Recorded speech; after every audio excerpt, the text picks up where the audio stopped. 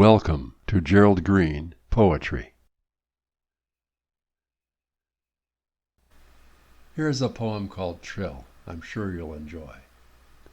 I listened tentatively at first, unsure of what my friend said, and then her words sunk in.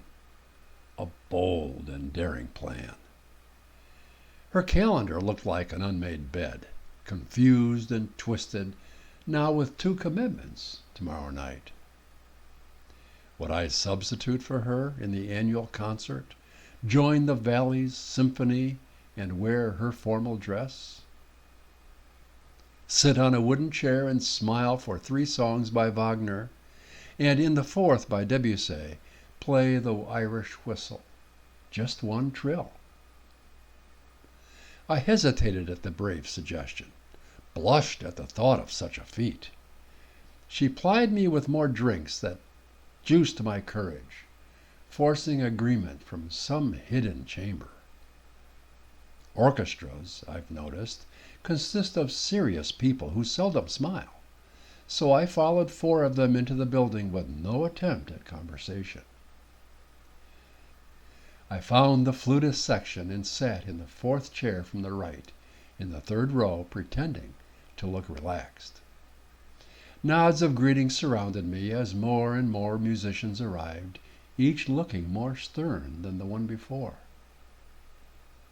With instruments in hand, each practiced difficult runs and transitions, while I sat and held my whistle, trying not to think of where I was. When the lights dimmed, all the practice halted, and the audience coughed and cleared their throats one last time, except for those special patrons Mother Nature assigns to interrupt each diminuendo with a sneeze or cough or bark. As the oboist sounded the note to tune the orchestra, I was surrounded by all the instruments playing the same note. My friend failed to prepare me for this step, so I raised my whistle and pretended to play until the sounds abated.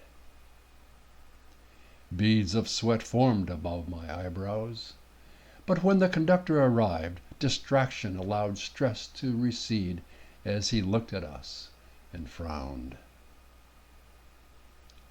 The first piece began with soft and complicated moves.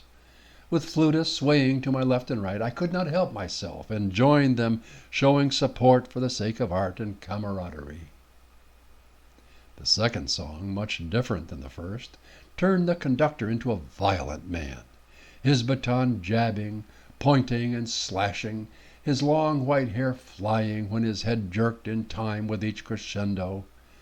Anger filled his eyes when one clarinet rose above the others. He grimaced when I heard a trumpet miss a beat. His hands moved like a boxer in a ring, waiting for an opportunity to hurt. Applause was short and muted for the second song. I'm sure the conductor noticed, making his face turn a deep red as he pulled a handkerchief from his pocket to wipe his forehead. We waited for him to lead us in the next composition by Debussy. I cleared my mind and prepared to count 34 measures and play my 3-beat trill. His baton raised and came down with authority. The orchestra followed with a charming melody, almost distracting me from my count. 1, 2, 3, 4. 2, 2, 3, 4. I must be careful, be precise. At the end of measure 19, a loud sneeze from the audience makes his baton waver for an instant, interrupting my train of thought just enough, allowing confusion to open its door. I keep counting, but now am unsure if I should be in the 20s or 30s. In 2 measures should I play, or wait 10 more? My trill should follow a blast from trombones, and I haven't heard them, so I wait and keep counting. 23, 2, 3, 4.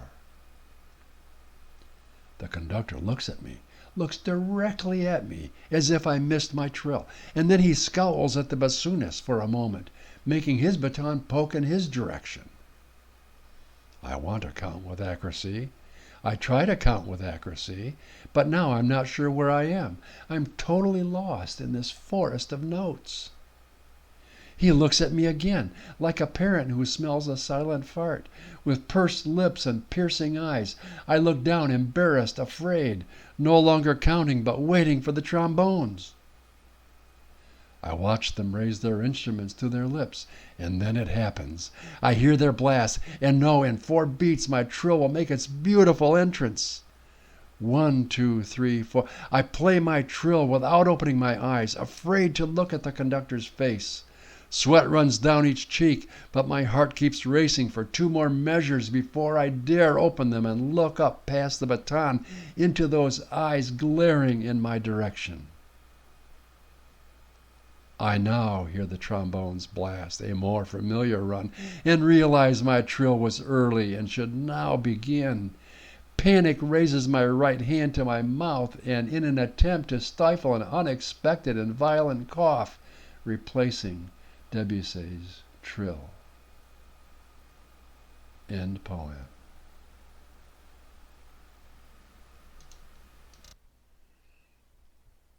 Visit YouTube for more Gerald Green poetry.